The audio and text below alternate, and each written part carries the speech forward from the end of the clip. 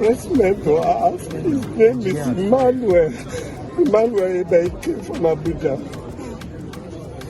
Please ask. Let me know if my son is alive or dead.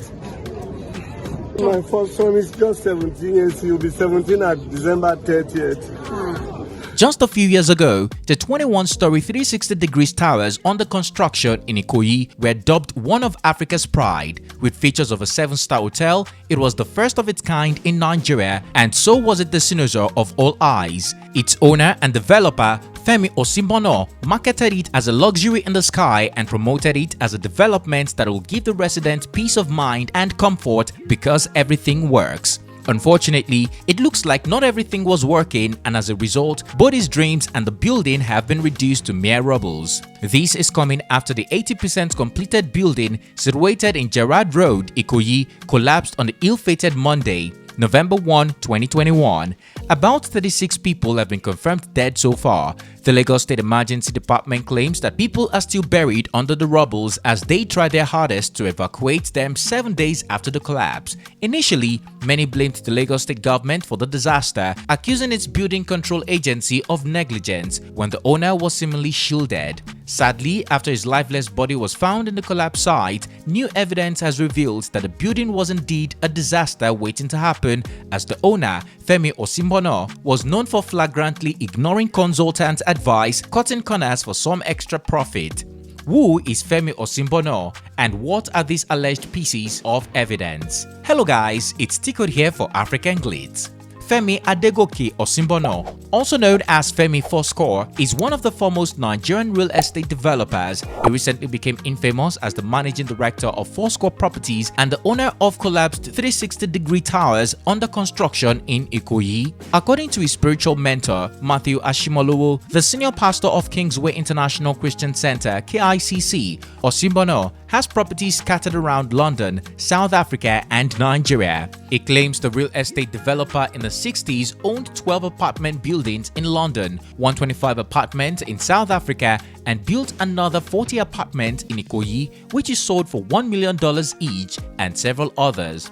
However, Osibano didn't attain this height in the twinkle of an eye. His story can be best described as grass to grace. He had his primary education in Lagos, completed his secondary school education at Mayflower Secondary School in Ikenne, Ogun State, and later graduated from Croydon University, the UK, with a degree in business and finance. He first started hustling by selling shoes and suits in Abuja and London before venturing into real estate in Hackney, the UK, in 1997, becoming the first African developer to build a 7-story building in the UK. Osibano, during his lifetime, was a spiritual Christian, and he often sought the divine counsel of his mentor, Mattew Ashimolowo, before embarking on a new project. From a tape that has since gone viral, Ashimolowo could be seen and heard bragging about how he urged Osibano to take his real estate business to Nigeria, and has been a game changer ever since. So I lay hands on him, prayed for him. I said, go to Nigeria, your country. We call him Femi Fourscore. Femi comes to Lagos, he builds, boom, he buys a land in Ikoyi, he builds 40 apartments and sold each one for like $1 million, each one. As I'm talking to you right now, in fact, this morning, Femi sends me a video. He's building, I think, 3 towers together on Alexander. You know Ikoyi, 3 towers together on Alexander. One is 14 floors, one is 16 floors, one is 21 floors. This guy used to sell shirt and tie in Abuja. Among other buildings, the 21-story 360-degree tower under construction on Gerrard Road, Ikoyi, and dubbed a luxury in the sky, has been the cynosure of all eyes. There are reports of prominent people visiting the 7th wonder of Nigeria, including the Oluwo of Iwo, Oba Abdulrasheed Akombi. He also organized a praise and prayer session in the building months back, with top gospel singer Yinka Alasheyori in attendance.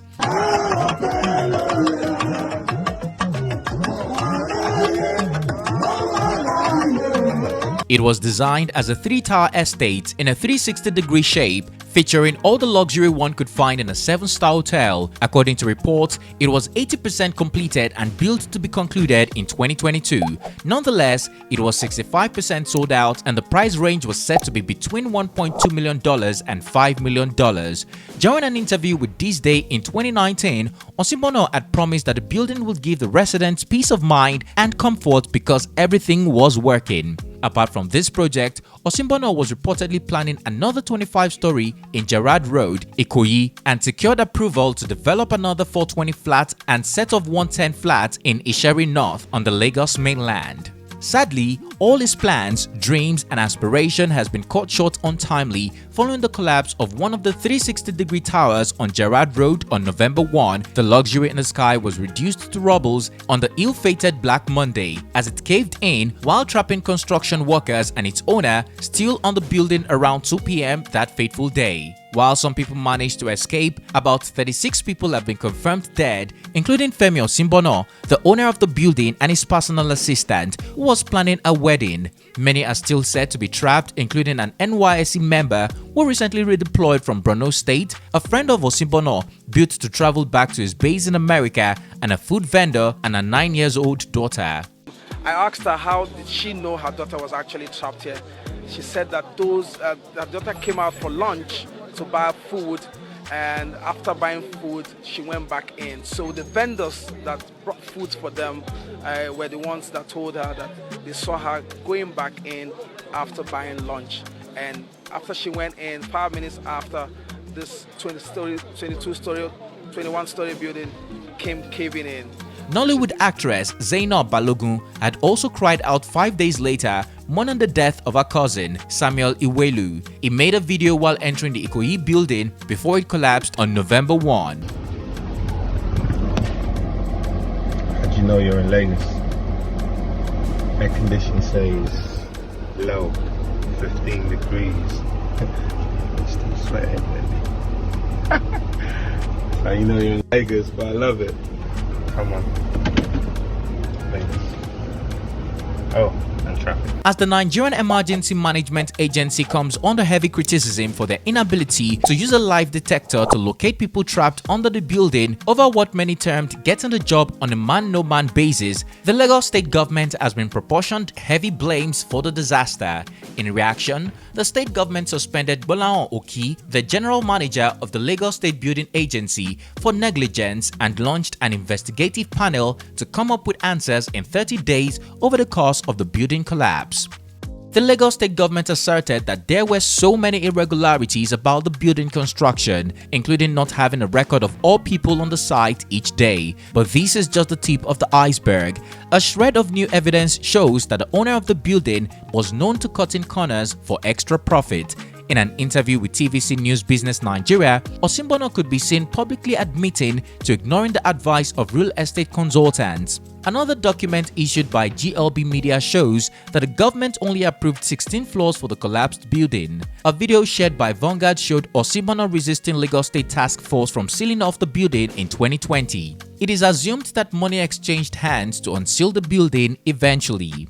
Other documents have also come to light, showing that the building was simply a disaster waiting to happen. It showed that the original plan of the building was in fact 15 floors, but Osibano had flagrantly ignored the advice from consultants, jacking it up to 21 stories. Due to this, the consultants were forced to withdraw their service over the poor execution of the project, saying that they could not vouch for the integrity of the building and no longer shared the same vision with their client, Osibano. Meanwhile, friends and family of Femi Osibano have begun mourning him, sharing eulogies and condolences on social media, including his friend Dele Momodu of Ovation magazine. What do you think about the collapsed Ikoyi building and its now late owner that loved cutting corners for extra profit? Are you shocked to hear about a new building collapse in Lagos in this day and age? Also, who do you think should be blamed for its collapse? The Lagos state government or Femi Osibano, the owner and developer of the building? Lastly, do you think other Lagos home developers have learned a big lesson and will start making sure things are done correctly? Share your opinion in the comment section down below. If you found this video informative, please comment, like and share. Also, don't forget to subscribe for more well-researched African stories and news we know you would like. Click on the bell sign to be notified every time we upload a new video so that you don't miss out. Thanks for watching and see you on our next one.